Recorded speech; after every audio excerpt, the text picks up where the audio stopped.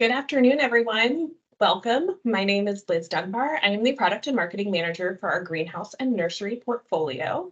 Hopefully you guys can both see my screen and hear my voice. I am super excited to roll out our inaugural 2024 Summer Savings Event program. We've taken some of the best parts and pieces of other programs we offer throughout the year and structured this program with the intention of fall production needs at a time of year when pest and disease pressures are at the highest. So with that, let's jump into what we'll cover today. So we'll start with some quick housekeeping items. I will run through a program overview before turning it over to Jen Browning, PCA, our tech service representative out in the West. She'll cover our offering of insecticides featured in this program, and then we'll wrap up the time with some moderated Q&A at the end of the session. So a couple things. This meeting will be recorded. It's already recording. We will make sure to save this video and make sure it goes out in our Better Plants newsletter. If you are not subscribed to our Better Plants newsletter, you can use the QR code you see on your screen. You will get monthly content from us and the team throughout the year. Your BASF sales representative will also have access to this content. So if you have any questions that you'd like to ask them, feel free to follow up after this webinar. And then the Q&A section is live. And with that, I will cover our details of the 2024 Summer Savings Event. So this program is going to run June 1st through July 31st. And we try to keep our program simple and structured. So the program is structured with an end user off invoice discount. So participants will realize instant savings ranging from about 5 to 11% on qualifying products. We know the importance of extended terms. We offer in our fall programs. So we've included extended terms into this program. So fall crops can be shipped and sold before bills are due. And that terms date is November 20th, 2024. And here you can see our lineup of qualifying products, including Avalio fungicide, Orchestra and Paget intrinsic brand fungicide, and our class-leading insecticides and miticides, Sultan, Ventigra, and Pylon.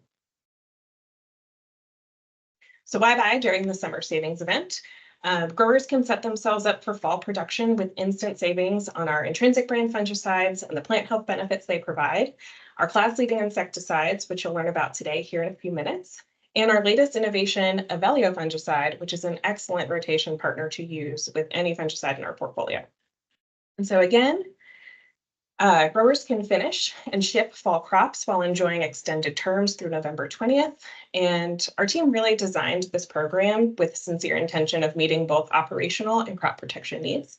So we hope you see the value in that setup. Thank you guys for being here today.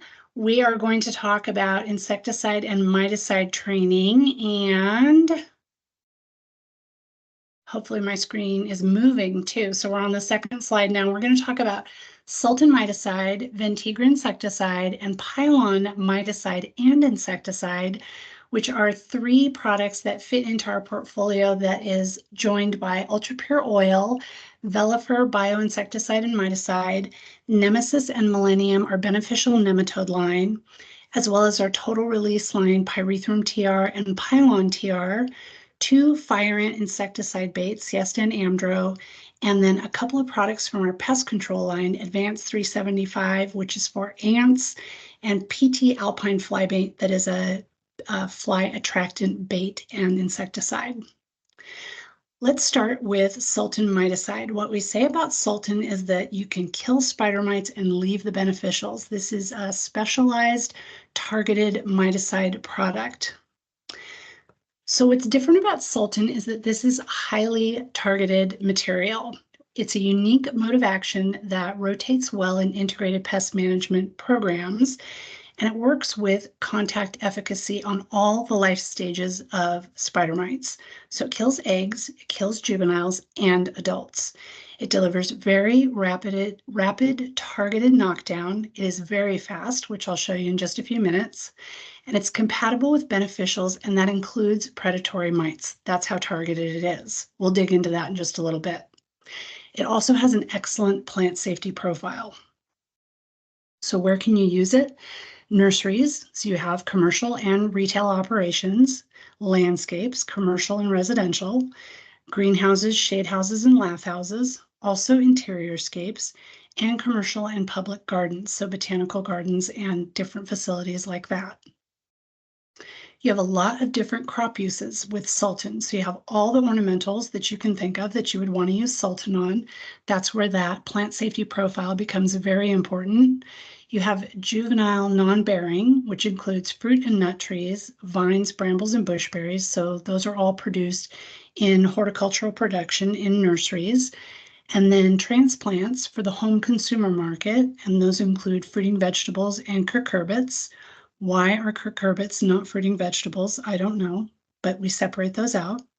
And then you have greenhouse commercial production of fruiting vegetables and cucurbits and strawberries. And that means those are for the food market. Those are the ones that you're buying in a clamshell at Trader Joe's or Harris Teeter, wherever you buy those vegetables. And then you have bearing in the landscape. So if you're a landscaper and you're treating citrus trees, nuts, grapes, those in a landscape, and those are bearing trees, you can treat those as well with Sultan. This is a pretty simple product to use because it just has one single use rate, 13.7 fluid ounces to about an acre, 100 gallons of water, and you have some latitude on your water volume. You can go up or down. This is a contact material, and the active ingredient is cyflometaphin. So your mode of action is 25, and it's all by itself. And that makes it simple as well. You can rotate it with any other miticide, and you will always be rotating in your mode of action because it's unique. Your applications with Sultan are foliar, and it is a knockdown with excellent residual, and I'll show you that in just a moment.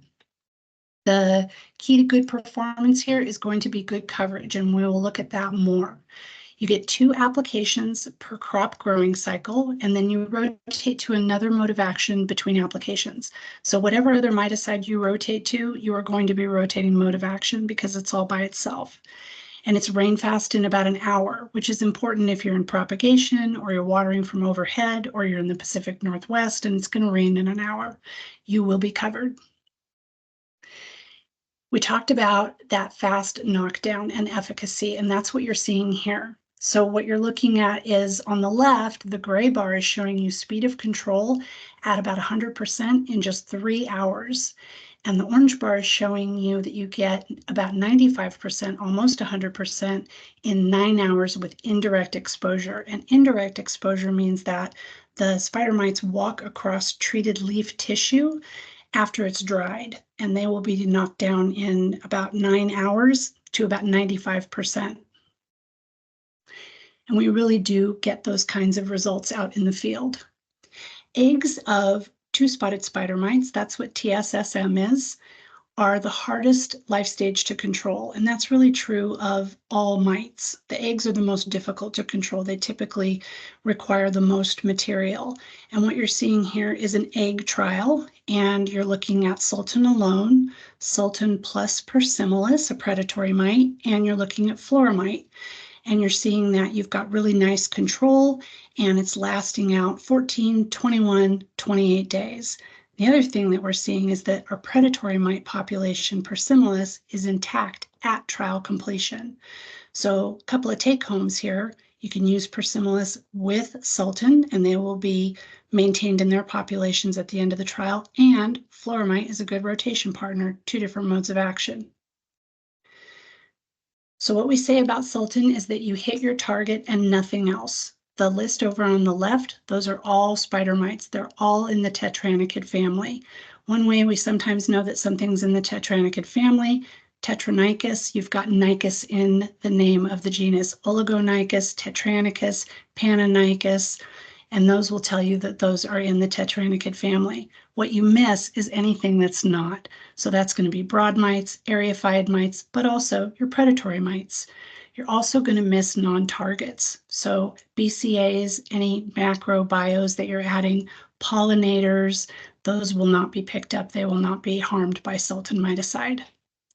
We also wanted to test our predatory mites specifically. So those are in another family. Those are the phytoceid mites. We tested a variety of genera in that group to confirm that they would not be harmed by Sultan. That's how targeted it is. It does not harm predatory mites. This is a list of more non-targets that we tested in mites, in the true bugs, in the beetles, and also in predatory thrips. So you'll know if you're adding beneficials in your operation, they won't be harmed by Sultan because it is so targeted. In addition to beneficials compatibility, one of the things that you want to know when you're testing for compatibility, of course, is plant compatibility, plant safety. So one of the things we do when we're developing new products is we test at 1x, 2x, and 4x. What that means is 1 times the high rate, 2 and 4 times the high rate of the product. In the beginning, we tested over 100 different varieties of plants, but now that Sultan's been on the market for a while, we've tested well over that now, and it has been used in a variety of operations on ornamentals, vegetables, seedlings, all kinds of plants. We also tested common tank mixes and adjuvants to run the product out in a variety of different production scenarios in the landscape, on open blooms, on seedlings, and we found no phytotoxicity associated with Sultan. So any residue that you might come across, and you can sometimes see that on matte type leaves or bracts like on poinsettia that are starting to color up, you can mitigate that with the use of a plant safe adjuvant, a non-ionic surfactant, organosilicone, or the plant safe adjuvant of your choice. Some best practices that we recommend when you're using Sultan. Remember that I said that this is a contact miticide, so good coverage is going to deliver the best performance of this product. One of the ways that you can get really good coverage is by moving your canopy. And as we continue out of spring and into summer, as canopies thicken up, making sure that you really get good penetration and really cover all of the surfaces, bottom tops of leaves, stems, trunks. That's one way.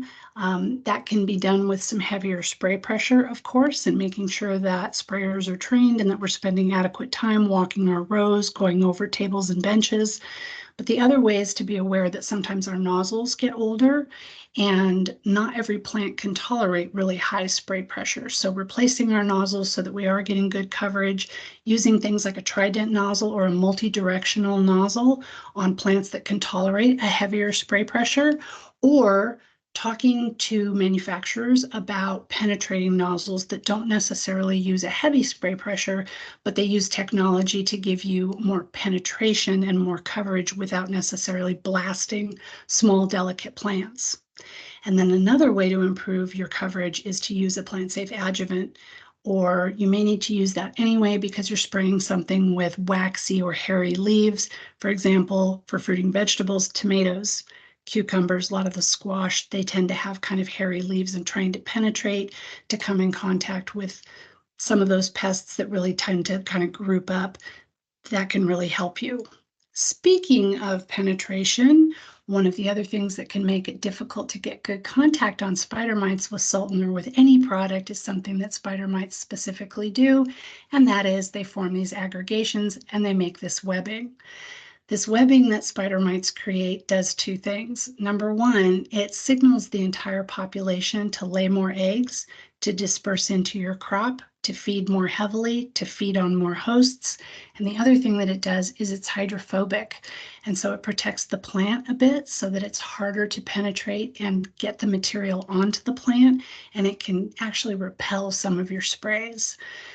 So on the one hand, you could say at low levels of webbing, an adjuvant can help you get better penetration. But on the other hand, we really want to be spraying before we get to heavy webbing, because once you move past that point or you get to levels like this, where you have this many mites, it can be very difficult to actually knock it back and get to a point where a plant like this is saleable. If you've ever seen me give a spider mite CEU talk, you maybe have heard me say that one reproductive female spider mite in a warm greenhouse can give rise to 50 eggs, which gives rise to 13 million spider mites.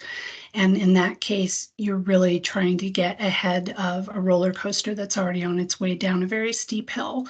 So we want to try to take action before we're in this situation.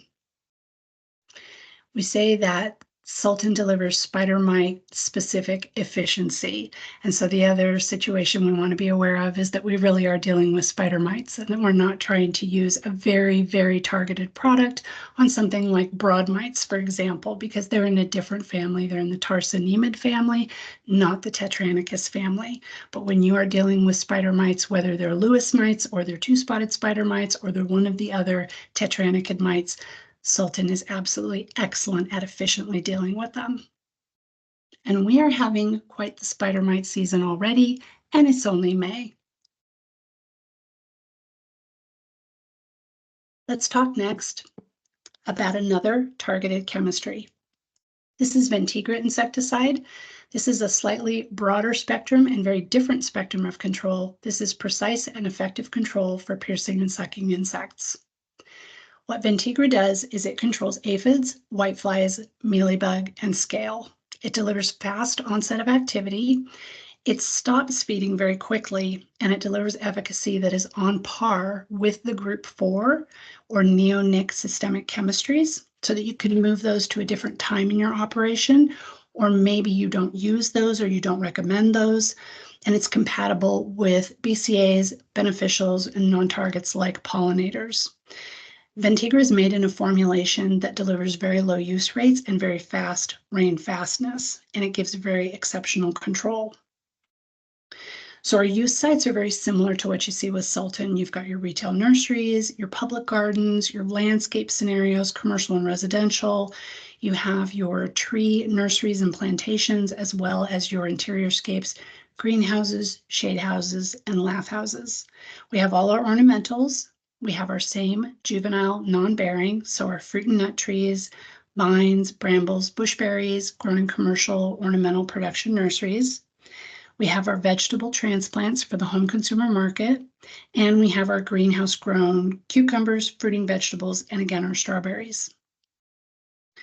I mentioned that we have very low use rates, and initially when this product was being developed, we had a lot of products available on the market back then that were available for aphids, and we weren't that excited about an aphidicide, which was how this was initially pitched coming out of development into tech service.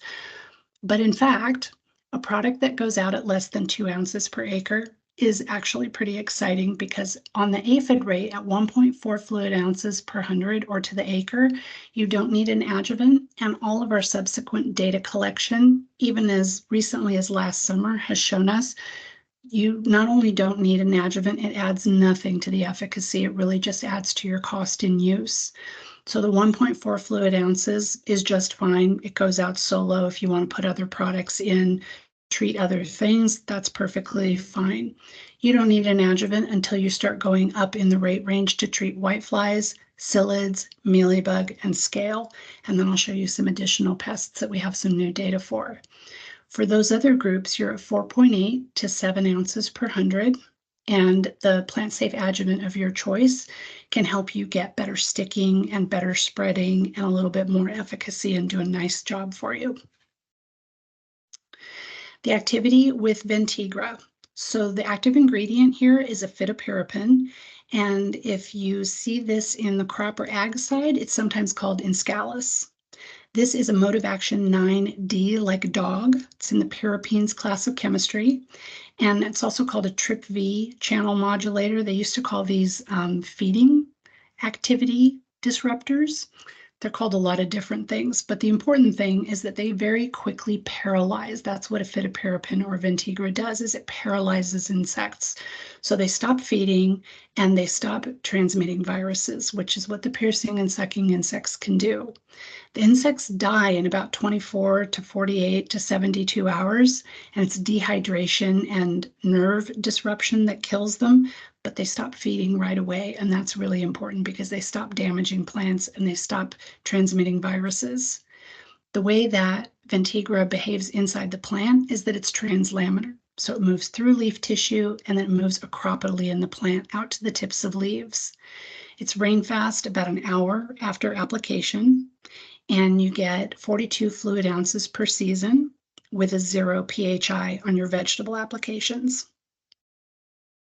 If you've worked with Ventigra before, then you know about its activity on aphids, that it is on par with the group 4 or neonic chemistries. It acts a little bit more quickly because it doesn't have to move all the way from the roots out to the tip of the plant, and it lasts just as long.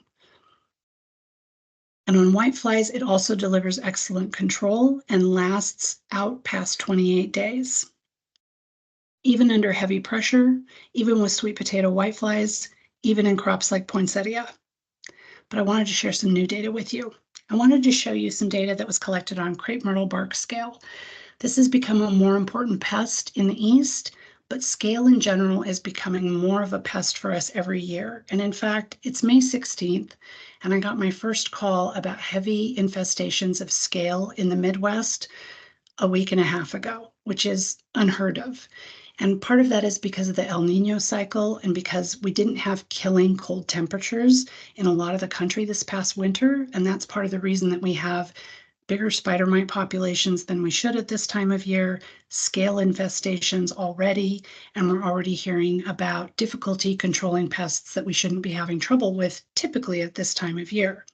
So scale, this is something that in the past, the typical standard was something like maybe a systemic, or some people just dealt with it by making fulcrum applications. And fulcrum is an LC or liquid formulation, a water-based formulation of pyriproxyfen. It's an insect growth regulator. And for some people that worked just fine. But when we would get calls about high populations of scale or mixed populations of multiple species, which is not uncommon, we were trying to come up with a way to deal with those difficult scenarios. And so we were developing a program and trying to figure out about rotations. And we knew that oil was involved because oil can be a really good life cycle disruptor. And we knew that Ventigra was involved. And we also wanted to include an insect growth regulator. So in this trial that started later in the season, kind of the pretty warm part still of the end of summer, you start in September, we looked at fulcrum, we looked at ultra pure oil, followed by Ventigra alone, and then we kept in an untreated because I just want to point something out to you about that treatment. What you're seeing is that fulcrum alone was struggling, which kind of makes sense because it's an insect growth regulator and you're at the very end of the season. This is about the time that the males are flying, and so you've got really, it's a hard time to control any scale with a single active ingredient. The ultra pure oil, what that typically does in the spring is that you can kill a lot of the reproductive females, but you still have eggs and crawlers to deal with for the rest of the season. Then you've got Ventigra alone, and then you've got your untreated.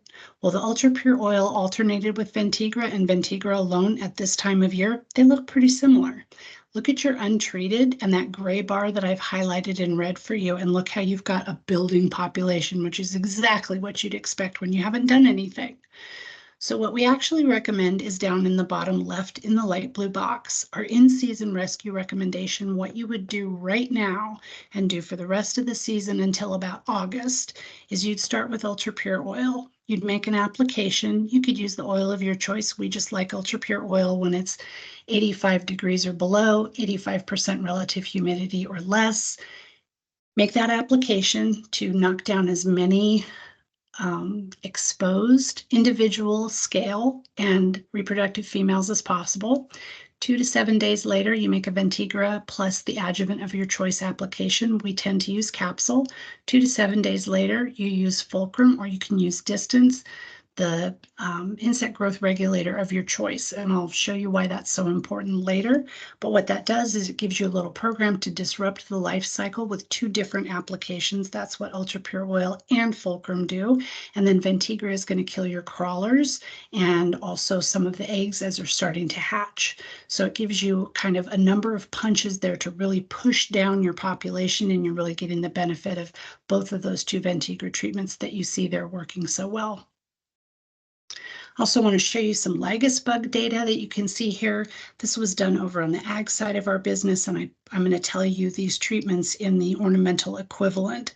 So you're looking at imidacloprid here, which would be, say, merit, and you're seeing that first application there, or that first treatment, this is lygus bug nymph populations, and the numbers are going bigger. You've got negative control there. And the reason that it goes down and then it goes up and then the numbers go down is because they had a little flare.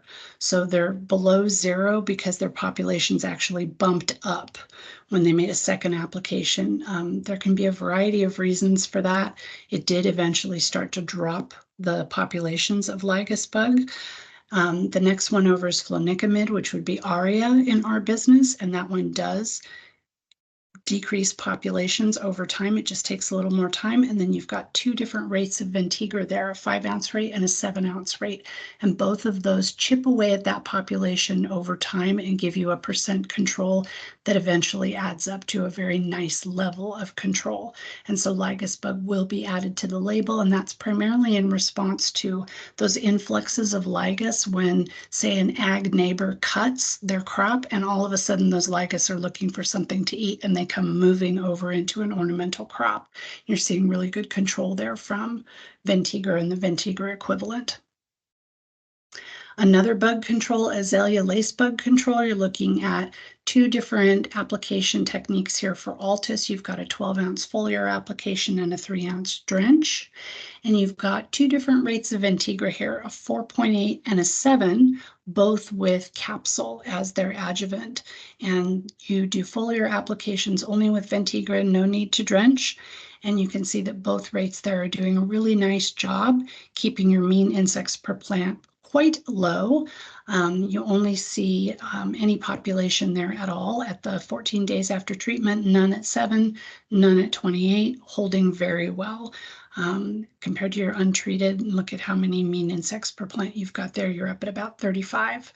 So we're seeing this same behavior in the field. These are the reports we're getting when people make these applications in production and also in landscape. Azalea lace bug control, very good with Ventigra. I mentioned that I would revisit insect growth regulators and their importance a couple of years back when we were trying to figure out how we would build those programs around products like Fulcrum or Distance with Ventigra and Ultra Pure Oil. I reached out to JC Chong when he was with Clemson and asked about the value of whether or not to really take that IGR off the shelf and make that application. Is it worth it? And he told me it is worth it. It's 85% reduction of juveniles on application. So if you think back to what I told you about Sultan, right? And that single reproductive female, her 50 eggs, her 13 million offspring. Well, the numbers aren't quite that big with scale, but for every individual that you prevent from becoming a reproductive female in the land of insects, reproductive females, that's what creates the havoc. That's what creates the chaos. So every juvenile that you prevent with an insect growth regulator is going to be a lot fewer adults that you have to deal with feeding on your plants, creating all kinds of substrate for mildews to grow. It just really reduces the amount of plants you throw away, the amount of subsequent applications that you make. That's why the insect growth regulators are so important. Remember that they're host specific, so you always want to check the label and make sure that the pest of interest is there.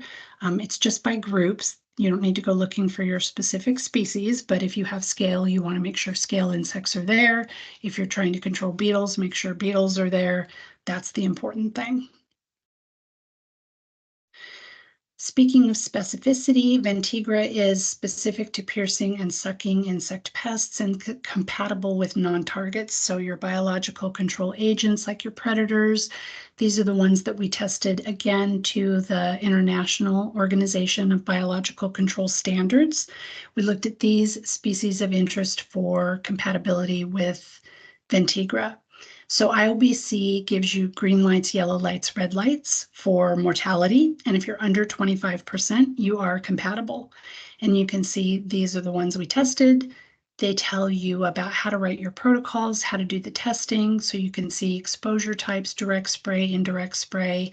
And then these all tested green light compatible. You also have compatibility with pollinators, so bumblebees and honeybees. If you want to read the labels in detail, you can find it with this QR code on the CDMS page. And really what I wanted to show this to you for was to tell you that most of our labels in our portfolio for turf and ornamentals are available in Spanish as well as in English. So you can find those right on CDMS, and also the SDS is available there too. Ventigra will give you that targeted control that is a little bit broader spectrum, right, than Sultan. So it's not just going to be one. It is sort of one family. It is actually lower down and more specific than one family, but it gives you a bigger group of pests than kind of what Sultan does. And you can use it on ornamentals, your juvenile non-bearing, your greenhouse grown fruiting vegetables, strawberries, and transplants for the home consumer market. Now we're going to broaden and go to even less specific and a little bit broader spectrum. What growers tell us about Pylon is that this is excellent rescue protection. Pylon is a greenhouse miticide and insecticide that's for ornamentals, will very soon be for juvenile non-bearing, and is already labeled for fruiting vegetables. Pylon is one of those products that is broad spectrum in some ways and then kind of narrow in other ways. Broad spectrum, it controls all the families of mites. So you've got spider mites, broad mites, areophyid mites, also your predator mites, all the families of mites. It also controls thrips. It controls caterpillars. It controls fungus gnat larvae, and it suppresses foliar nematodes. It's a great rotation tool for targeted or broad spectrum greenhouse chemistry. So whatever else you're using in the greenhouse for those pests, it's a great rotation tool because it also is by itself in its mode of action.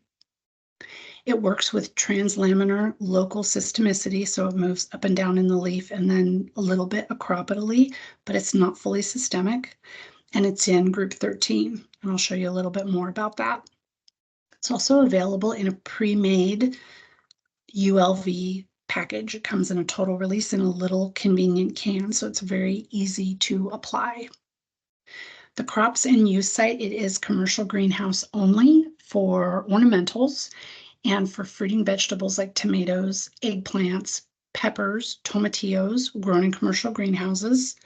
If you happen to be growing fruiting vegetables or making recommendations to someone who does, it is now labeled for all the sizes. It used to not have smaller than 1-inch diameter tomatoes, but now it has all the tomatoes.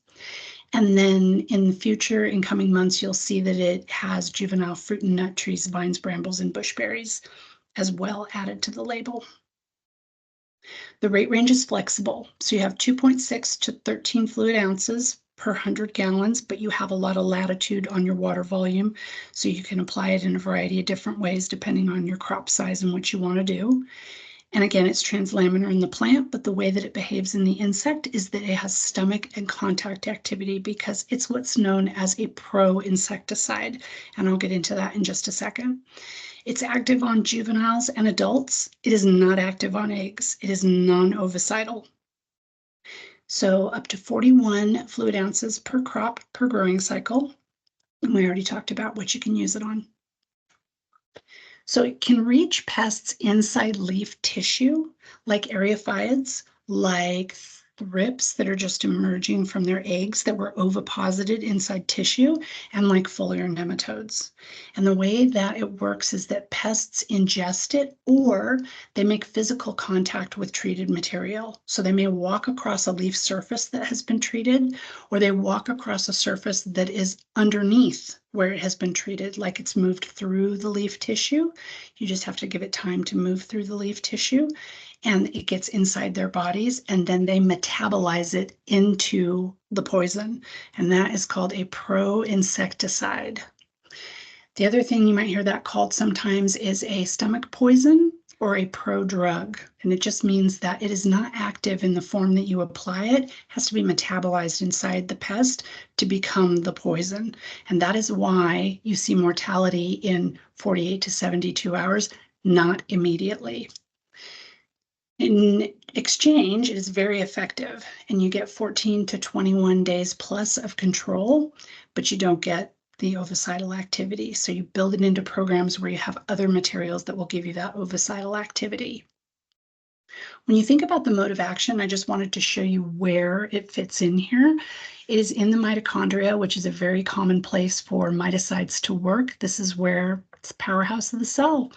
And right here in the membrane, you can see pylon over here on the right, and that's chlorphenapyr. And then you can see that there are other miticides that have activity and they fit into this same place. You've got sultan over there right under the Krebs cycle. I know you all wanted to talk about the Krebs cycle. You just couldn't wait, could you? Then you can see right to the left of that, you've got 3 other active ingredients there in group 21. It's just an interesting place where a lot of things happen because this is an easy area of pathways to disrupt. And that is a good place for modes of action to get activity. And again, pro-insecticide, so it metabolizes into an active insecticide after it gets inside the body of the target. They only need to walk over it or drag their bodies over it or eat it, and then you start to get the activity inside your target. Again, your pest spectrum: spider mites, broad mites, cyclamen mites, rust mites, eriophyid mites, bud mites, western flower thrips, chili and citrus thrips, caterpillars, fungus gnat larvae, but not so compatible with beneficials. Activity on spider mites, 2-spotted spider mites, you're looking at untreated in the blue bar. Your orange bar is pylon at 2.6. That's a really nice low rate. And then avid, 4 to 8 fluid ounces, 4 to 7 days, out to 28 days. And you're looking at your mean number of mites here, and your pylon treatment is really nice and low, out to 28 days. This is grouped trials all together, single application, and things are looking really nice and clean there. This is pylon at 3.6 compared to avid, hexagon, and sand mite. And this is also a single application. And look how high your pre-count was. You had 51, 52 mites per leaf. And you've got all the way out to 27 days and you don't have any mites with the pylon application. So that's a really nice clean trial as well. And then I wanted to share the caterpillar data with you because I think this is something we don't talk a whole lot about. And I've had a couple calls about caterpillars this spring, and I don't know that anyone's ever called me about caterpillars.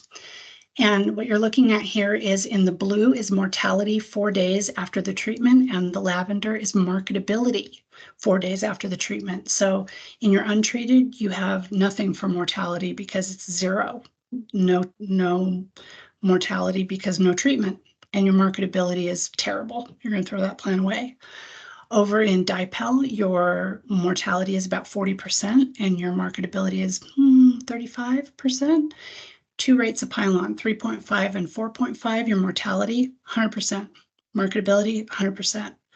Why is that happening? Because when we were developing pylon, that was one of the prime targets. That was maybe the #1 target. It was before my time. But as I understand it, it's fantastic on caterpillars, and you can see that in this data set.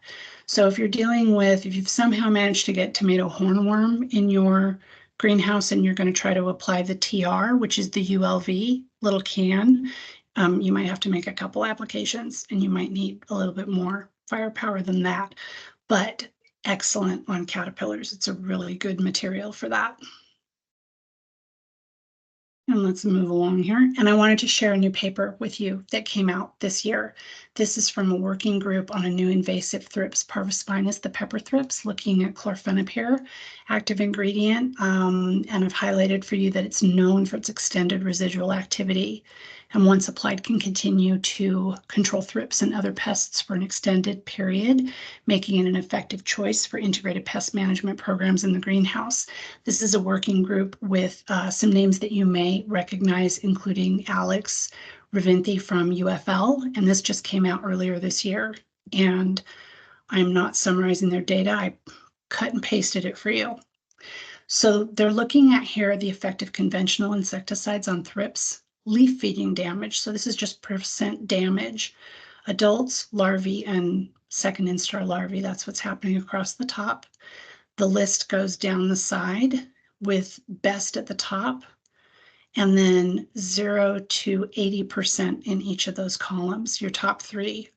#1, chlorphenapyr. #2, spinosad. #3, sulfoxaflor and spinetoram. So if you're dealing with pepper thrips or thrips parvospinus and you're concerned about that, pylon is a good option for you. Here's another chart.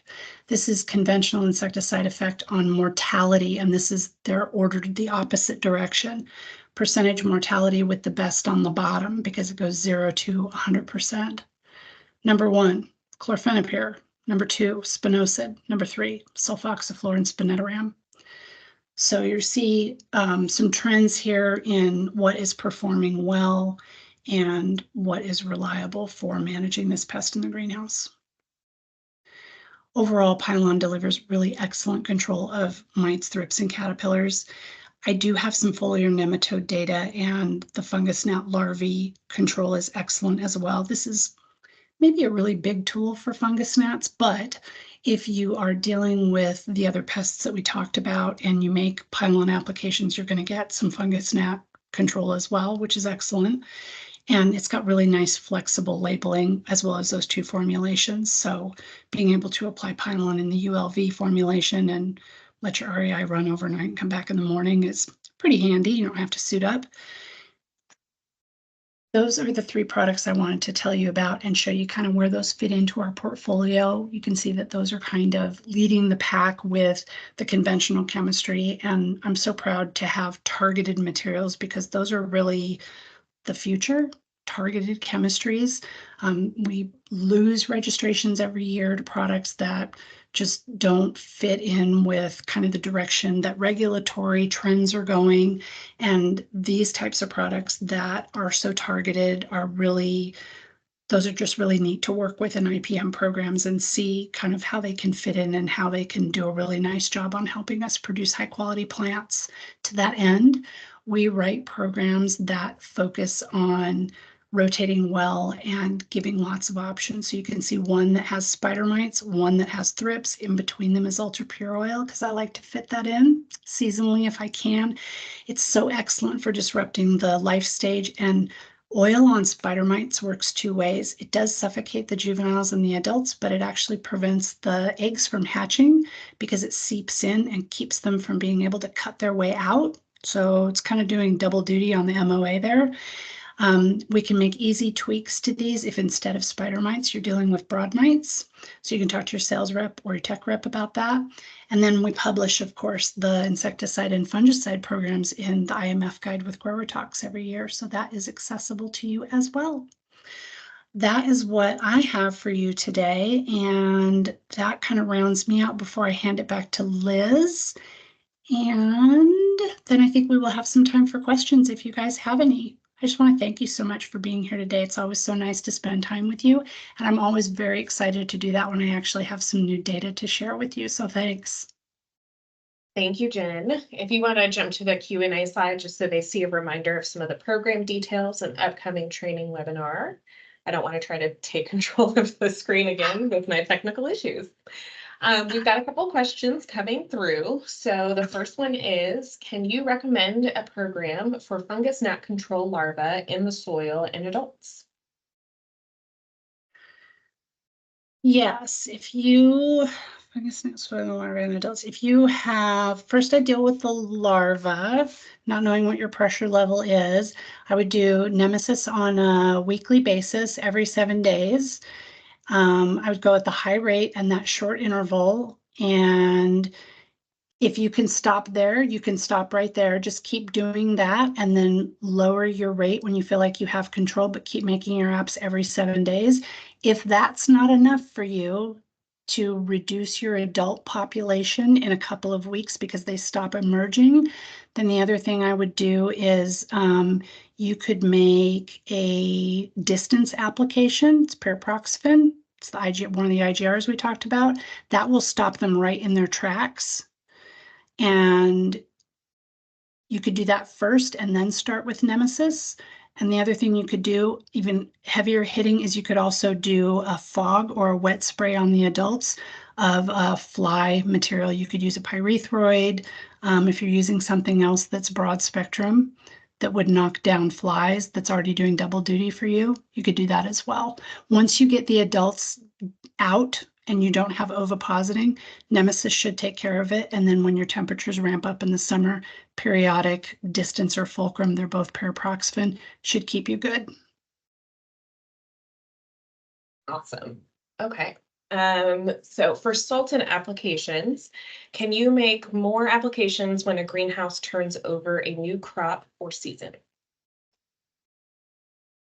Oh, yeah, seasonal max question. Yes, you can. So you get 2 applications on the label per crop growing season. And then as soon as you start a new crop, you start a new calendar or a new seasonal max. Yes.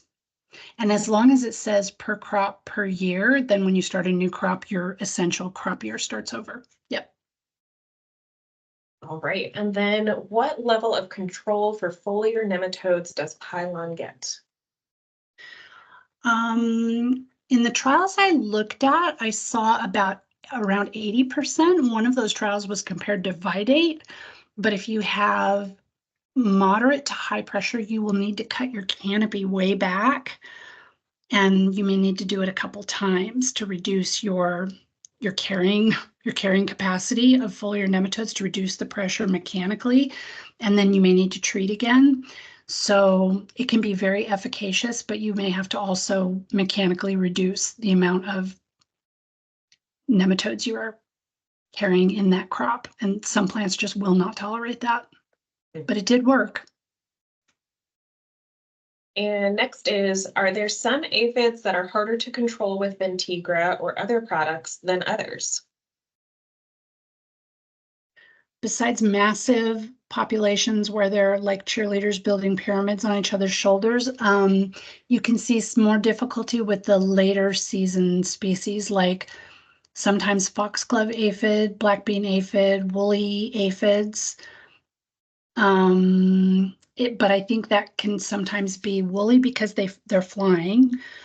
I think foxglove and black bean aphids can be harder. And this year we're getting more comments about people having difficulty controlling what I have considered to be very simple things to control. And I think they're not expecting the pressure to be as high as it is. So it might be kind of spraying on spring brain instead of spraying on summer brain, if that makes sense to you, just kind of being lackadaisical, like, nah, it can't be that bad. And that's what distributors are telling me, is that everybody's being surprised by how high the pressure is. I'm being surprised by the pests people are getting. May 16th, the kinds of things people are seeing already. I don't know if you guys are seeing that too. And then last question, what is the difference between pyrethrum TR and the recently discontinued Attain TR? Ooh. Okay, yeah. So Attain TR was bifenthrin, pyrethroid, and pyrethrum TR is pyrethrums and PBO. And pyrethrum TR has a broader label. It's got vegetables and herbs and more things on it. And it's the one that has the variable REI. So it's got a flexible REI that will allow you to open your vents or do a combination of passive and active ventilation and have a shorter REI. And Attain didn't let you do that. And the PBO that is in pyrethrum TR gives you more activity than straight bifenthrin because it gets insects moving. It kind of excites their nervous system and causes them to come in contact with the active ingredient. It's not actually an insecticide itself. So of the two, if I had to choose between one of them, the pyrethrum TR is maybe the easier to work with product. Yeah. Great, thank you. All right, well, that concludes the questions we've seen come through. But as I mentioned earlier, your BASF sales representative or tech service representative will have access to all of this content. If another question pops up, feel free to follow up with them. If you found this content valuable, please scan and register for our upcoming training focused on summer disease management, where we'll follow a similar format, deep diving into our fungicide portfolio offered on the summer savings event. So with that, let me see if there's one last question. Good information, great. So thank you so much for the time. On behalf of our team, we look forward to helping you through the summer, manage those disease and pests, and we wish you a successful fall crop production. Take care, everyone. Thanks. Thanks, everyone. Have a good day.